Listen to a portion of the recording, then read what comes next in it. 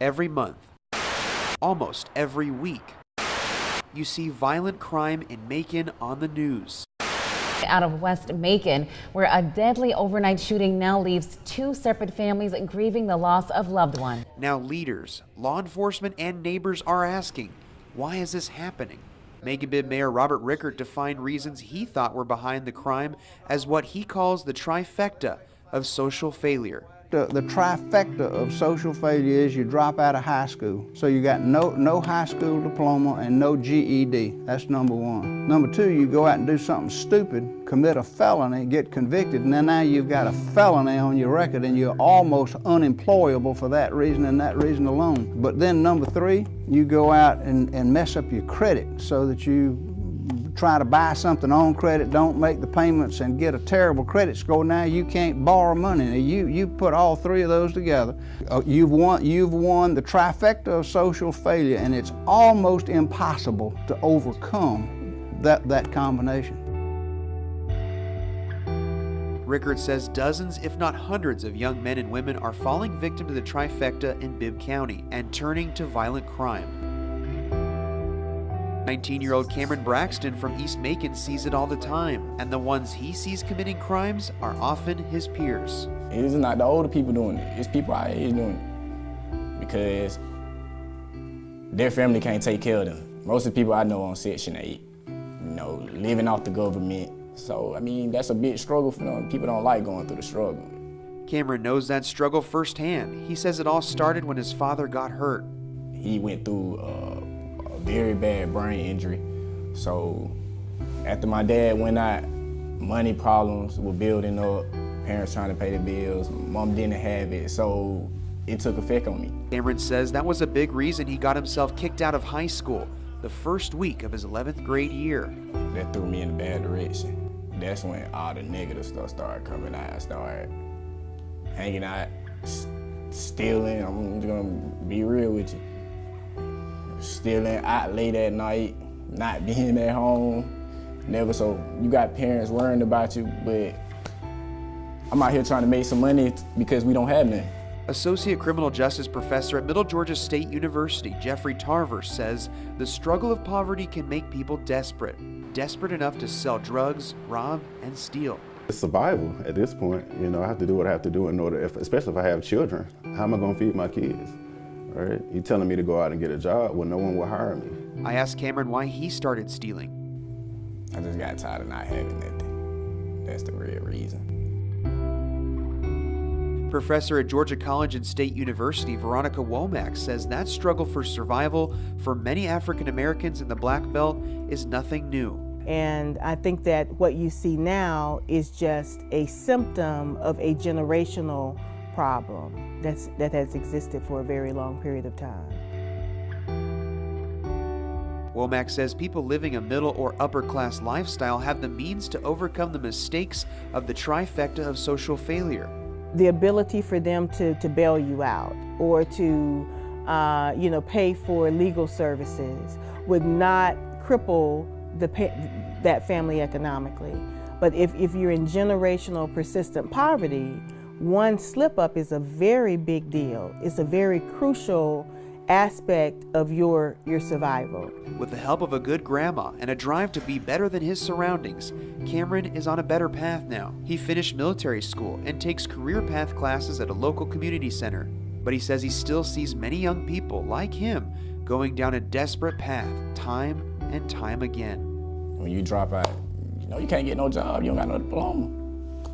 So they mindset to go sell weed, go do this, go do that, the illegal way.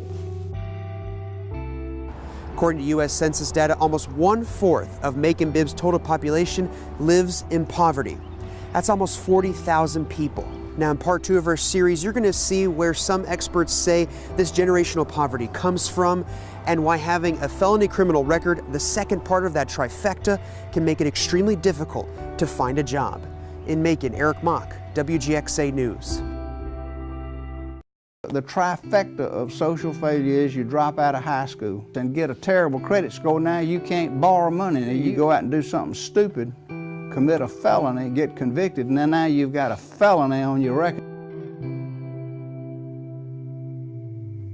19-year-old Ian Colbert from Macon says he sees young people in his neighborhood turning to crime almost every day. Doing crazy, John. You'll probably see a young person, younger than that, probably like 16, breaking out, just because they ain't got money in their pocket, stuff like that. But he says there's one thing keeping him from ever wanting to commit a crime. Cause I have a brother, he in prison.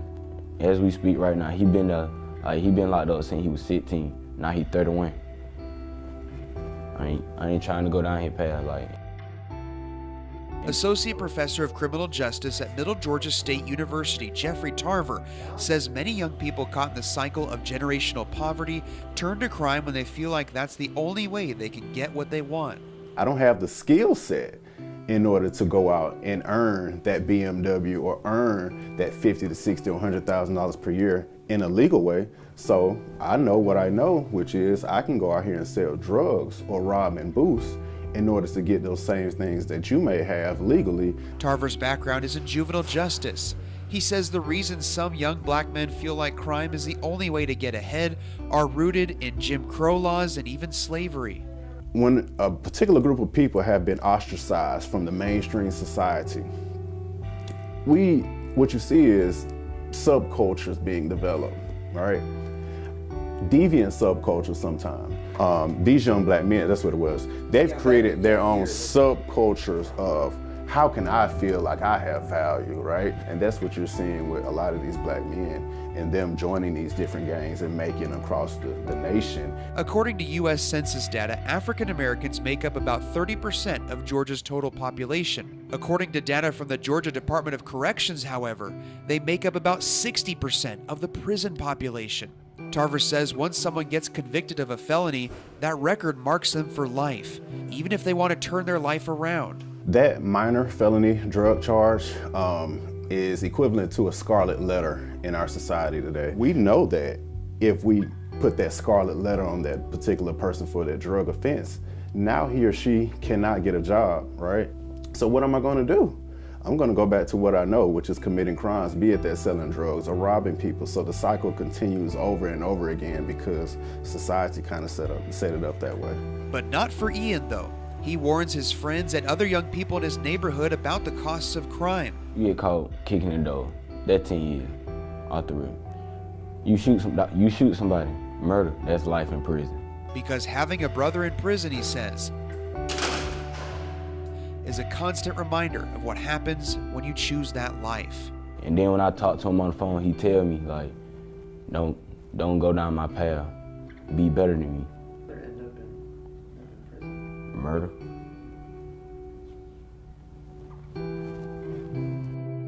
Now you just heard Ian talk about young kids committing these crimes in Macon. Well, according to the Bibb County Sheriff's Office, the average age of juveniles arrested in Macon is about 14 and a half years old. In Macon, Eric Mock, WGXA News. The trifecta of social failure is you drop out of high school and get a terrible credit score. Now you can't borrow money. Now you go out and do something stupid, commit a felony, get convicted, and then now you've got a felony on your record. 22-year-old Casey Hilton of East Macon describes her life as it's just a series of unfortunate events. Near the end of her high school career, tragedy struck. My father passed right when I was finishing high school. Casey says losing her dad led to a misunderstanding when she had some of her father's belongings with her at school. One of those items included a knife. Overnight, she says she got kicked out of school and put in jail, charged with a felony. I won't be able to vote, like I'm gonna do hard time, felony charges.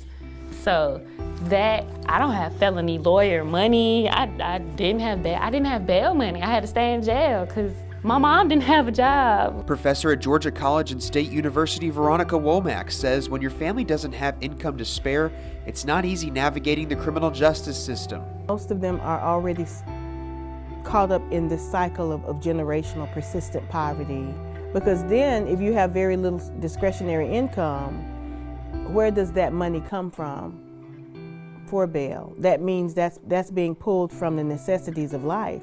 But Casey eventually dug herself out of what could have been the trifecta of social failure. She says thanks to an understanding judge, she got the felony erased from her record. And with recommendations from her teachers, she was admitted back into high school. It came through. All my teachers wrote me recommendations and was like, they told me, she's a great student, like she would never do this is a complete mistake, she's just going through a hard time. I ended up getting to graduate, of course. But Casey didn't stop there. She attended an in-state university a couple hours away. And while she was there, she noticed other students had things in high school she could have only dreamed of. Where kids had psychology classes in high school and they had new books and like great teachers and like they had things that I couldn't have imagined having in high school. She also noticed how many of her fellow students had money to spare. She had a grocery allowance for college, like where she sent her like $200, $300 of groceries. I was budgeting like $25 of money I had saved from work. And that was my grocery money, $25 that I made last. Then the costs of college, especially textbooks, started to pile up, and her part-time job on the weekends in Macon couldn't keep up with the expenses. I had to spend $500 on a CD. Didn't have the money. Failed that class. I don't have grandma money. I don't have mom money. My father passed. I didn't have dad money. It's like if I don't have it, it's not there. Womack says for those growing up in generational persistent poverty, their family doesn't have the resources to help when you can't afford college-level expenses. You have no transference of wealth from one generation to the next. So those children that are born into persistent poverty have to start from scratch every generation. And there's no one to co-sign. There's no one to put that car in your name or give you the down payment for your home. Then tragedy struck Casey's family again. So I got to college and my mom got diagnosed with cancer. And it was already rough, and I had worked like the whole summer to try to afford stuff, and I still didn't have like enough money for like books and stuff. She says with her mom's diagnosis and because she wasn't able to afford college, she dropped out and moved back home to Macon. But Casey says she's not giving up. I don't want to be another example of something that went wrong in my neighborhood. I want to be something, we're always talking about what somebody did that was bad. I want to be one of the cases where they're like, well, look at Casey. Casey's from East Macon, and she can do this, and she didn't have to do that to do that. She's now taking career pathway classes at the Family Investment Center in Macon. Womack says hope is what keeps people like Casey going, and it's also what so many people caught in the trifecta are missing. There's extreme hopelessness. Figuring out how we can still have folk who may have made mistakes, but provide hope. Hope is a very important piece of human existence. Casey says she wishes someone would have been there along the way, giving her that hope. I feel like that would have made the world of difference because not only is it a tough and dark place, it's a lonely place. You feel alone. According to the Bibb County Board of Education, in 2017, 23% of high school students here in Macon didn't graduate. Now that's improved from 29% in 2016. And according to several studies, around 75% of inmates in all state prisons are high school dropouts. In Macon, Eric Mock, WGXA News.